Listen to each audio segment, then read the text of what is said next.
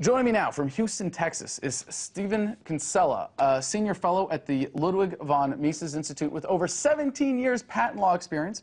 He taught IP law as an adjunct law professor at South Texas College of Law and is the author of several books, most relevantly, Against Intellectual Property. Remember when the Earth was thought to be flat? Saying it was round seemed silly, but now we laugh at people who say that the world is flat. I don't know of any, but if I did, I would laugh at them. Similarly, it has become common knowledge that intellectual property is necessary somehow, that government violence is an essential part of creating new ideas. But Stephen disagrees and has spent years in the trenches defeating the silly arguments behind IP. Thank you so much for joining us tonight, and I can't believe it, I've screwed up your name 3 times already in the course of this episode. But Stephen Kinsella from Houston, Texas, thank you so much for joining us tonight. I'm glad to be here, Adam. Outstanding. Now, you've got a lot of experience. You've been in the trenches. You've been dealing with these arguments. So let's just go through and hit these here. What do you say to people who say that intellectual property is necessary for inventors to innovate and artists to create? Well, that's a propaganda line put out by the pro-IP interests, obviously. It's quite obviously false. The modern IP law is only a couple of hundred years old.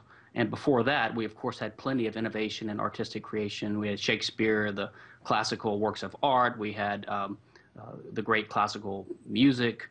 Yeah, funny how history just kind of blows that one out of the water right off the bat, doesn't it?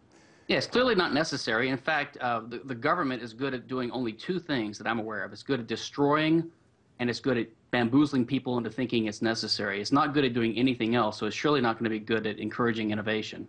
Okay, all right. So what about people who say that this patent system is necessary to protect the small inventors, the individual creators from the big corporations out there that would take that intellectual property and exploit it and use it for their own profit?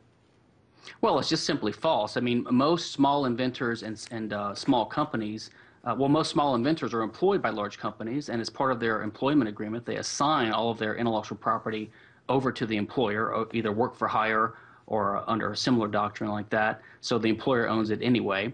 And what actually happens, as a matter of fact, is these large companies acquire large arsenals of patents, and then what they do is they pretend to sue each other, and then they rattle their sabers and they back down and they sign some kind of big cross-licensing agreement. So you'll have 2 large companies will sue each other or threaten to sue, and then they'll sign a deal where they can each use each other's patents. So basically they have these patents that they never really use except to get permission to use the other guy's patents, but the little guys on the outside don't have any large arsenals of patents to bargain with.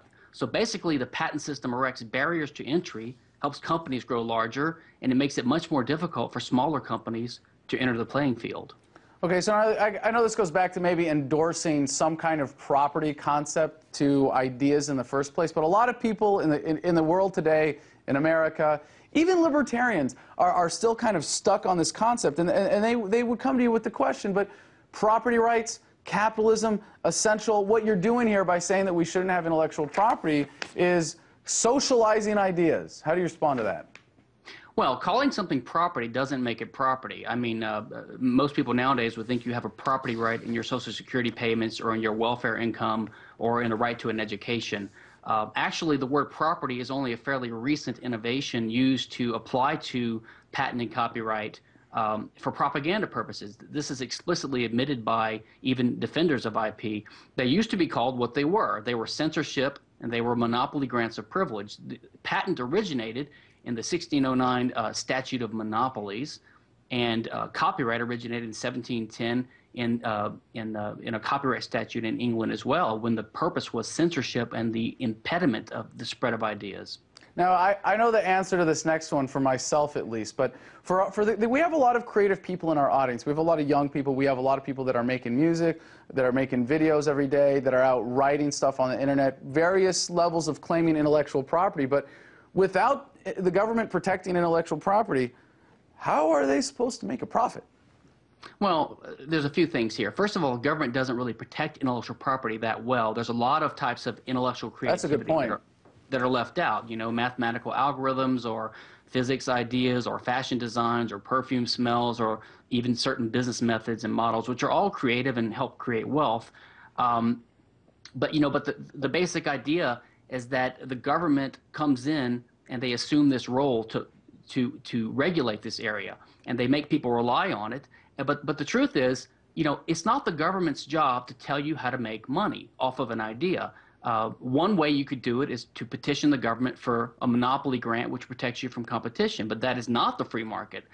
Basically, the government should, at the most, regulate private property rights and let people come up with ideas. Okay. We heard about the Protect IP Act Senator Leahy just introduced. Kind of scary, the ability that the government might be taking on to help other people shut down websites on pretty tenuous grounds.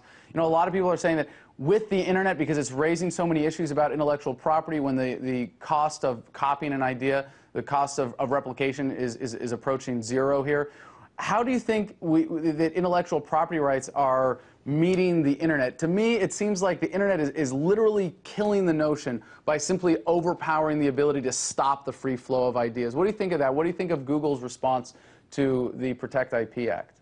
I think Google's response to the Protect IP Act was great. I wish more companies would come in defense of it. We need to realize that stopping the use of IP to constrict the flow of information on the internet is important to keeping the internet free. The internet is one of the most important tools of freedom in our lifetime, and we have to keep it free of government regulation.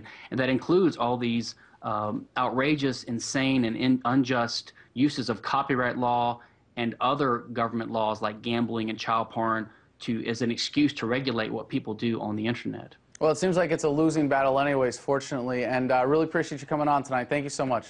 Thank you.